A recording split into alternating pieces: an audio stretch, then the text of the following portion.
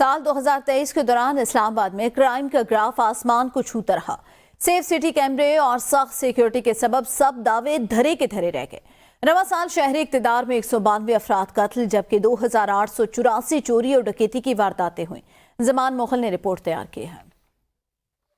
شہر اقتدار میں مثالی پولیس کی جانب سے اسٹریٹ کرائم کے حوالے سے دعوے تو سامنے آتے رہتے ہیں، لیکن زمینی صورتحال ان دعووں کے برعکس نہایت تکلیف دہ ہے۔ اسلام آباد میں رواں سال 1380 قیمتی گاڑیاں، 4325 موٹر سائیکل چوری ہوئے۔ وفاقی پولیس کی وارداتیں کنٹرول کرنے کی تمام تدبیریں ناکام نظر آئی۔ ڈکیتی اور چوری کے 2884، اغوا کے 764 مقدمات درج ہوئے جبکہ 192 افراد قتل کیے گئے۔ ناقص کارکردگی پر پولیس افسران نے بھی چپ سادھ لی، حقائق پر موقف دینے سے انکاری رہے۔ ماہر قانون سردار رزاق کا کہنا ہے کہ سیاسی عمل دخل کے خاتمے پر پولیس پرفارم نہیں کر سکتی۔ جو کرائمز پاکستان میں ہوتے ہیں اس میں پولیس کی اپنی انوالومنٹ بھی ہوتی ہے۔ ایک تو اس کی نااہلی ہے، بددیانتی ہے، ڈس آنیسٹی ہے، غلط انویسٹیگیشن ہے۔ دوسرا، پولیس جو ہے وہ خود ان کرائمز میں کئی جگہوں پہ شریک ہوتی ہے۔ میں نے قانوندان کی حیثیت سے جو عام پریکٹس میں نے دیکھا ہے کہ جو ڈکیتی کے کیسز ہیں اور اغوا برائے تاوان کے کیسز، ان میں بہت سارے کیسز میں نے دیکھا ہے کہ پولیس کی خود اپنی انوالومنٹ ہوتی ہے۔